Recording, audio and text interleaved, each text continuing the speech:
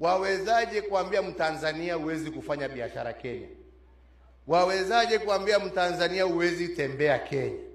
Wawezaje kuambia Mtanzania hawezi aende akatafute bibi Kenya? Yawezekana kweli? Na vile vile huwezi uzuie Mkenya kuja Tanzania afanye biashara yake.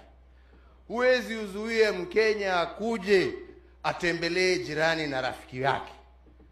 Huwezi kumzuia Mkenya akiwa ameona mtoto hapa Chatu akuje hapa mnogonezee kidogo kidogo. Ama ni namna gani wenzangu? Si ni hivyo? Na hiyo ndio East Africa ambaye sisi tuwataka. Sio East Africa ya watu ambao wana fikira ndogo za zamani, za kikabila, za ujinga.